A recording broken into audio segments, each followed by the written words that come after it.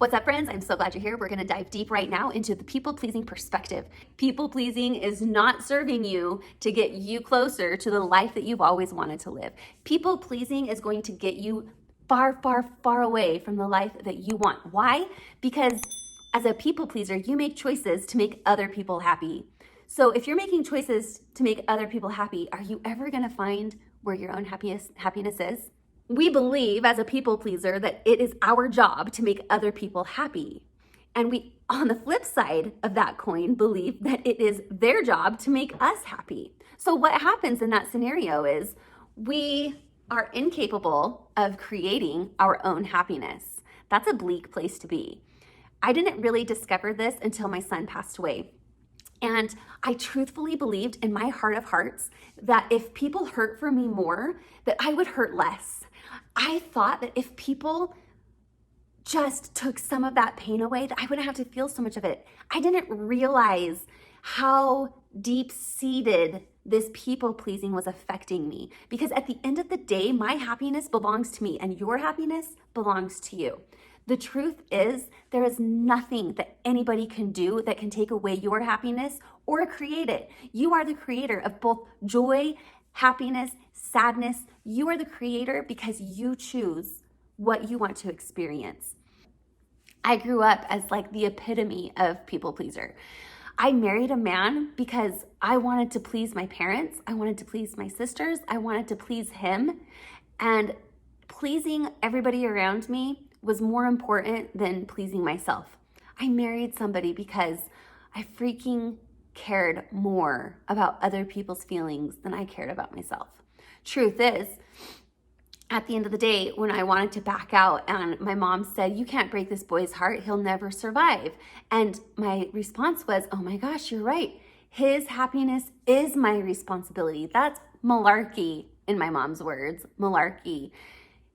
Nobody's happiness resides on your shoulders. Don't think so much of yourself that you have that much control to think that you can create somebody's happiness. The truth is that who now is my ex-husband, he would have been completely fine if I had cut off that proposal and ended the proposal before I married him. He probably would have been a lot better with me ending the proposal before I married him than after having 3 kids with him and divorcing him after 8 years.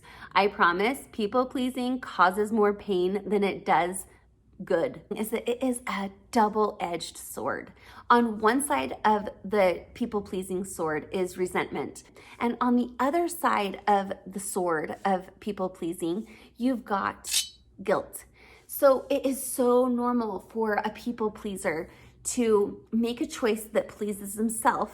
And when it causes anger, frustration, any of those things, then they feel guilty. That no matter which way you turn that sword, you are cutting yourself. How do you choose? Hurt yourself or hurt someone else? When you make a choice for somebody else to make them happy against your happiness, where it robs your happiness, you eventually go down the road of resentment and regret because those choices weren't yours, because you were making them for other people. But at the end of the day, you are the one who has to live with your choices. You are the one who has to live with the consequences. My mom, my sister, my brother, they loved my ex-husband because he's a great guy. But guess what? They didn't have to live with that choice every day for the rest of their life. That was a choice I had to live with. Yet I didn't feel like I even made that choice because I was making it to make them happy. Do you see how twisted and backwards that is? People pleasing is rooted almost always in feelings of fear of rejection, feeling unlovable, and not feeling like you're good enough, where you just can receive love for who you are. And you can show up and be truthful to what your wants and needs are. People pleasing is actually quite manipulative. Let me explain why. I can't believe I just said it was manipulative because I have been a people pleaser my whole life up until recently, a couple years ago. What happens when you're a people pleaser is you give with expectations of receiving the same kind of love, concern, sacrifice.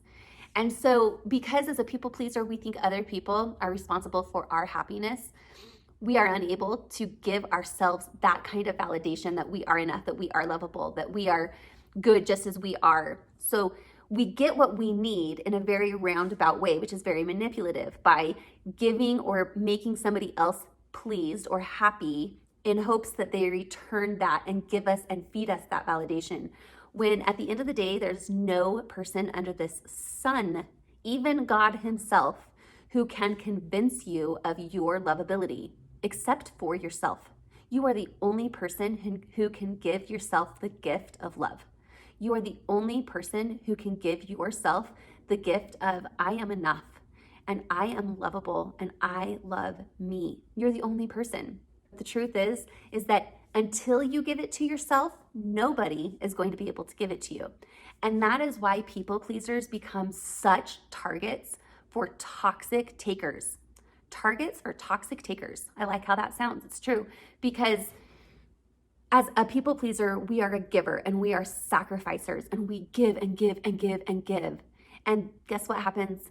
Takers find givers and they will suck you dry. And so the best way for you to guard yourself from toxic relationships is to, first of all, own your own happiness. Nobody's ever going to make you happy. Nobody's ever going to make you miserable. You own that. That's all you. That's all on you. Second of all, you've got to validate yourself every single day that you are lovable just the way you are. No man, no woman, no mother, no son, no friend, no boyfriend, no father, nobody is ever going to give to you the gift of love in the same way that you can give it to yourself. And the beautiful thing about this is that when you stop people pleasing and you start self-pleasing, the more you give to yourself and take care of yourself, the more other people will show up in your life that will reciprocate that. Because at the end of the day, we receive from others what we give to ourselves. We receive from others what we give to ourselves. We don't receive what we give to others. And so people pleasers have it backwards. As you make yourself happy, it will attract other people who are already happy and it will add to your happiness, not create it. Nobody adds to nobody creates your happiness. People only have the ability to add to it or subtract from it. So my friends, if you are a fellow people pleaser, I beg of you today to look at the problem, because it's not going to get you where you want to go. If you're a people pleaser, you are always going to be concerned about what other people are thinking about you. And if you live in a place where you care what other people are thinking about you, you are never going to reach your potential, because I promise you this, somebody somewhere is going to disapprove of the choices that you're making. So as long as those choices are being made in yourself for yourself, then the only person you have to answer to at the end of the day is yourself. The only person you have to be mad with at the end of the day is yourself. You are the creator of your own life, as long as you're not a people pleaser. Okay, hope you have a great day. Take care. Bye.